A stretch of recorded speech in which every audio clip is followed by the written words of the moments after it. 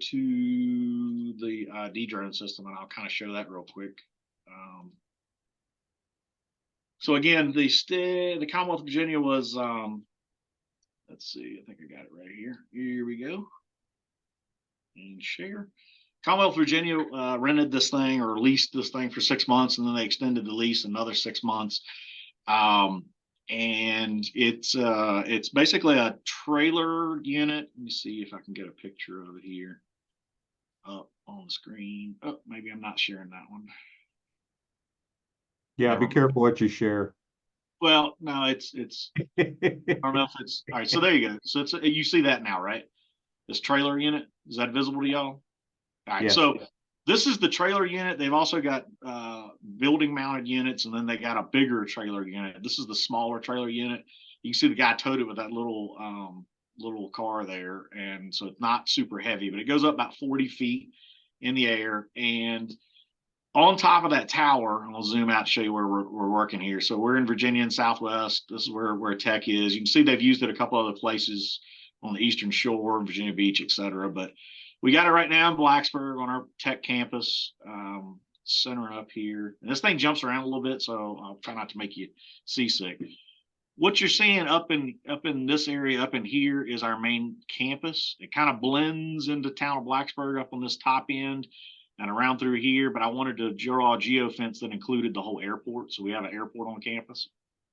And so on top of that tower, it has radar. It's got Wi-Fi detectors. It's got DJI's drone detection system and a couple of other sensor systems on it. So DJI, as you know, is 90% of the market out there. So with the DJI detector system, if it picks up a drone, it picks up the drone, where the operator is, and where the home point is. And it'll display all of those on this map in real time. So there's a little thing up here at the top that says safe. If right now a drone popped up somewhere in this geofence, it would turn red. It starts like sirens go off. It goes crazy. And all that data starts getting displayed in real time for you. And you can kind of see what's going on. So it also saves all the history. I'll go through some of the history here in a second. It has 2 cameras on top. I found the cameras to be pretty much useless, but they do work. So what happens is if a drone comes up pretty close to this thing and it's got good line of sight, one camera goes to the operator and one camera goes to the drone. But the problem is we're in Southwest Virginia, so we're hilly and somewhat mountainous and a lot of trees around and stuff like that. So it is up on a hill, but we've had a lot of problems with the cameras can't detect it. The other thing is if the drone's far enough out, the camera can't pick it up anyway. I mean, this thing I've picked up drones as far as 15 to 20 miles away. It'll pick them up. The sensors will pick them up, but the cameras can't see them. So the cameras are not that useful.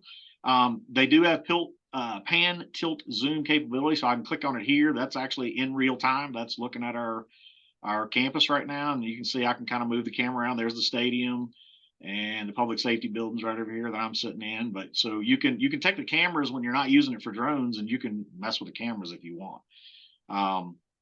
But I will show you in the alert section. This is going to be the list of all the alerts that we've been getting. So I'm scrolling down. That's 28th, 27th. Now we had a lot of dead space between the 20th and 26th on campus because the kids were gone, students were gone. As soon as they got back on campus, man, we started alarms started going off, and because we get texts and emails every time it detects a drone. So I can flip my phone open and click on a link, and it will take me right to this system and show me where that drone is in real time, the flight path, all that good stuff.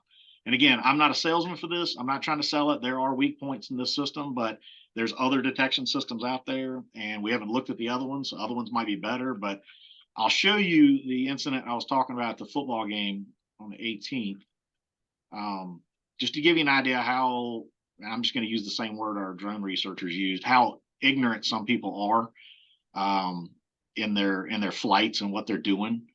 The TFR, temporary flight restrictions, the airspace is closed 3 miles around the stadium starting an hour before the game. So this was a 3:30 game. So at 2:30, the airspace was technically closed. And this aircraft took off, let's see, I think it was this one, 3:04 p.m. So about 25 minutes before the game. I think this is the right one. or it might be ours. We were flying at the same time. We fly in support of public safety operations, but we have a TFR waiver from the FAA. Just thinking for a minute, bringing the data up. But this drone, the system detected it. They called us on the radio, said they had a bogey coming in towards the stadium, and then we actually picked it up visually, and it flew directly over our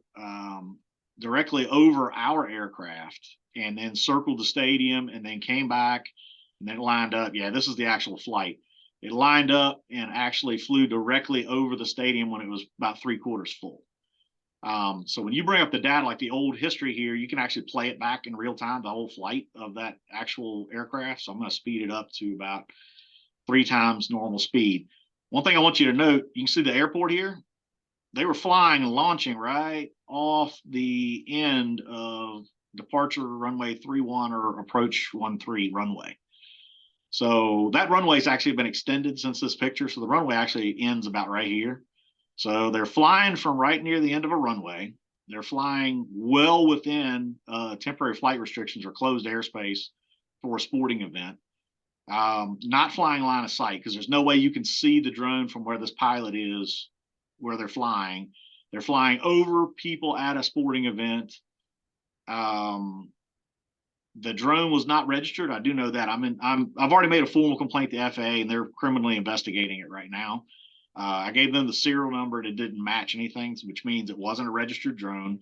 It was a professional photographer that was flying it. I'm going to bet that they probably weren't licensed.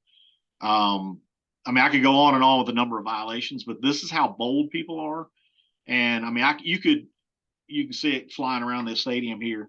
And where we fly is right there where it is right now, over this practice field to the north. That's where we generally fly. So it passed over our aircraft once here, and then looped around and came back and did it a second time.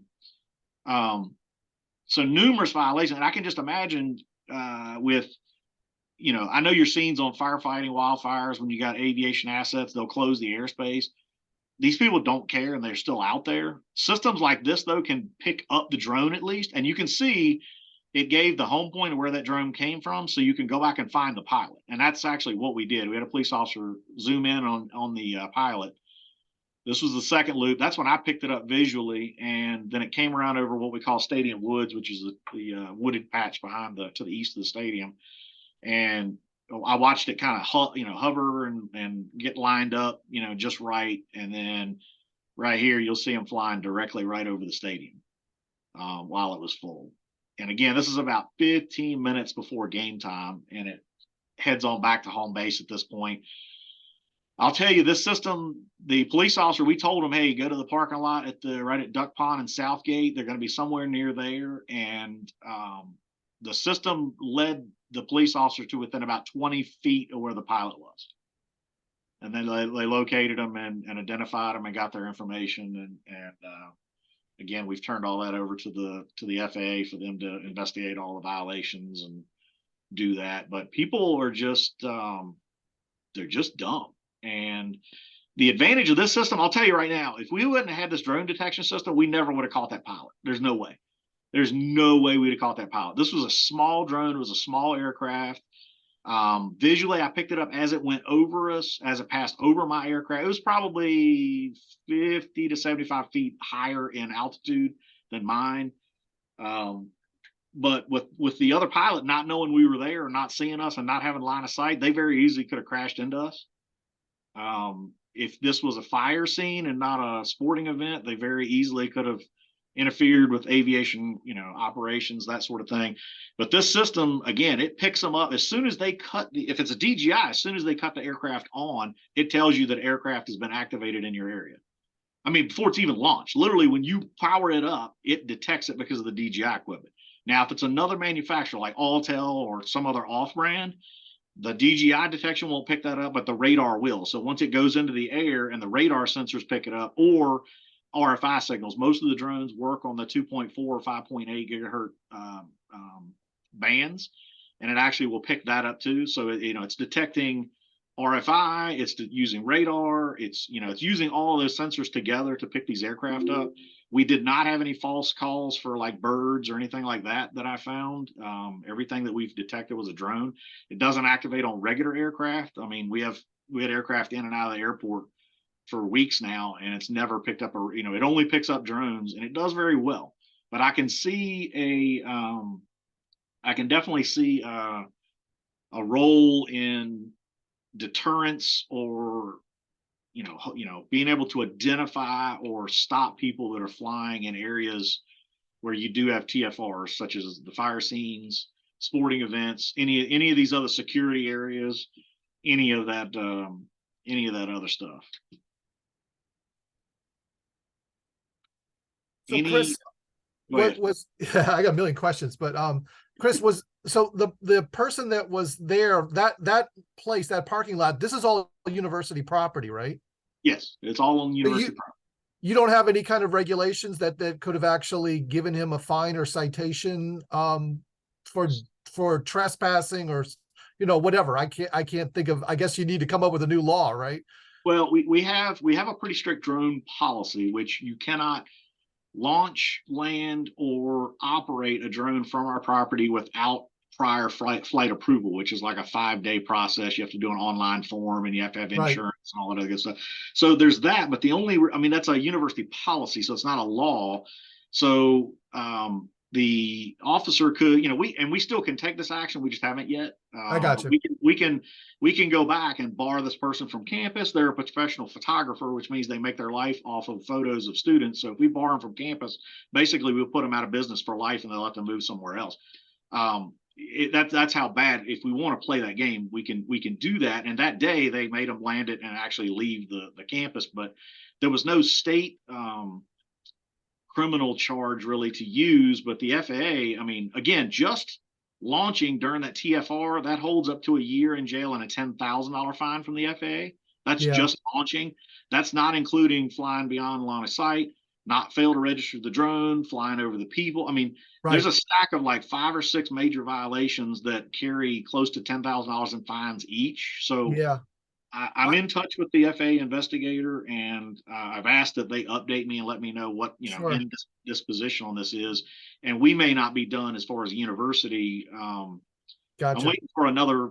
One of the leadership is he's actually out on a cruise, so when he gets back, he was gone during this incident. I need to talk to him, and we'll see what we do as far as the university, because we can take action there as well. Yeah, I seem to recall there was a time, and I don't know if it's still the case, when people didn't have to be licensed to operate. They did a waiver or something. The grandfathered some folks in when they first came out with the licensing, because obviously the drones existed before. I don't know if he fits in that bucket, but certainly that the TFR stuff is you got to abide by the rules. Just because you can maybe operate a drone without a license, you still have to have line of sight, because I'm sure he doesn't have the more advanced license like your first responder teams have, further distance, non-line of sight, nighttime, all that fun stuff. The other thing that I recall years ago, and I don't know if this is still the case, and I thought it was DJI driven, but there was this thing called a drone gun. And if you pointed it at one of these drones within some kind of range, it would send a signal to force the drone to go back to where it originated. I don't know if that's still around, but I wonder if that's something that if it does, is that something, since it's locked onto this thing, and can it send a signal from this DeDrone software to do such a thing? So this system's it's just a detection system. It's not a deterrent system or whatever. Gotcha. Now, those capabilities exist, but one thing I'll say, because I'm one of our Part 107 pilots, so I fly all the time and I deal with our researchers and everything else. And one thing I'll tell you, Virginia Tech is a member of what they call the Mid-Atlantic Partnership, which is the drone research people up and down the East Coast. And I talked to them, and one thing we had a conversation. I was sitting down with some of their higher ups, and they said, "All right, first of all, they're like, let me tell you about vendors. Vendors will sell you stuff that is straight up illegal, and they know it is, right? So it's not illegal for them to sell it to you, but it's illegal for you to use. So some of those All systems right, so that's the that firecrackers. Yeah, I got you. well, some of those systems that like disrupt them or whatever, some of those are actually, and you can't bring a drone down. That's like if you shoot at it or try to do something to it, that's the same as if you're interfering with a passenger aircraft. It's by law, a drone is an aircraft, Yeah, and you don't want that thing falling down in front of the stadium either. I mean, that's a yeah, given. you probably wouldn't want to disrupt it over the crowd. I mean, there's a lot of aspects there, but you have to be careful about.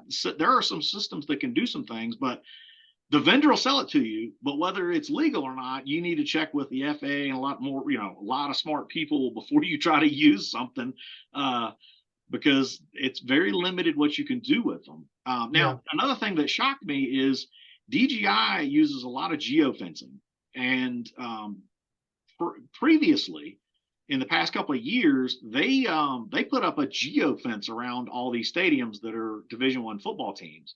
And so if you have a DJI product, you can't even launch off the ground. You try to cut your drone on and it comes up at the top of the screen and it's like cannot launch, no fly zone, and it won't launch.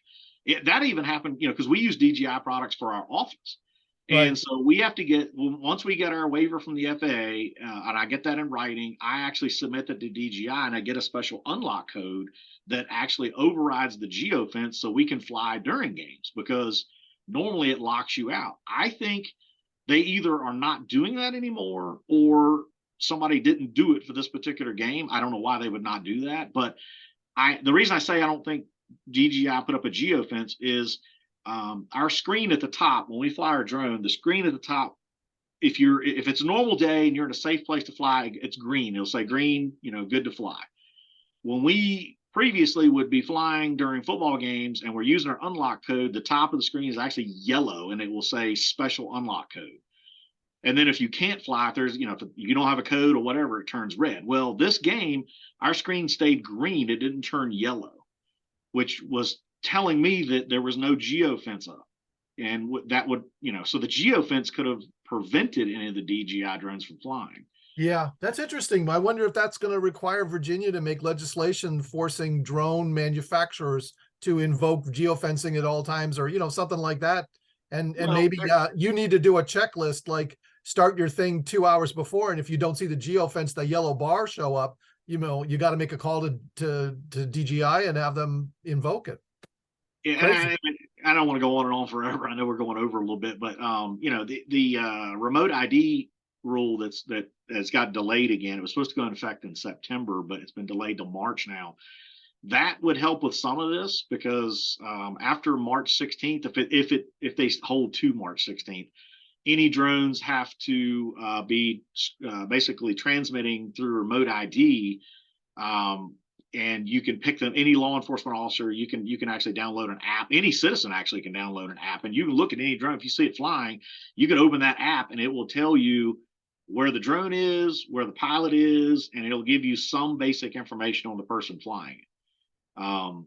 But that's been delayed because the what do you call it? The industry is behind, because like our drones are older, so they don't have it built in. So we had to buy separate modules to mount on the outside of them, and they've been on back order for almost 6 months now. And the manufacturers haven't been able to catch up because there's so many millions of drones in the United States. So they delayed it from September to March, and I don't know what they're going to do in March. But once you hit March, then now that's what you're supposed to do if you're following the law, is have that module on, which will help you identify it. There's still going to be people that are going to violate the law and fly without the module, and you're still going to have rogue drones.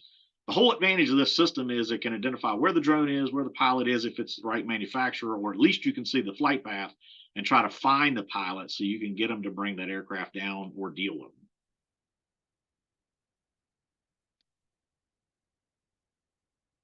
And there's some reports. Again, this thing's been used around Virginia for quite a while, so this information's from months. It was from October to now, so almost 2,000 alerts in a month. 64 alerts a day that this thing picks up average, and it's got a heat map here. I mean, it's if you want to geek out on it, it's got a lot of data and different stuff. It'll break down all kinds of data for you. But on the heat map, different places it's been used. Whoops. It's been used down at the beach and in Roanoke and us on the campus here. But when you kind of zoom into campus, if it'll cooperate with me. Nope. It'll start giving you these little tracks, basically like your heat maps of where you've had your most hits. I don't know why it's not doing this. You can see some colors behind this. If this blue crap would go away, I don't know what it's doing right now. It'll show you like where most of your flights are and all that other good. I mean, it's got lots of good information. It's downloadable. We'll get to keep this data, so we'll download it before they move it to the next site. So it'll be interesting. Any other questions? Like I said, just wanted to, while I was on here and had it, I figured I'd show it to you real quick.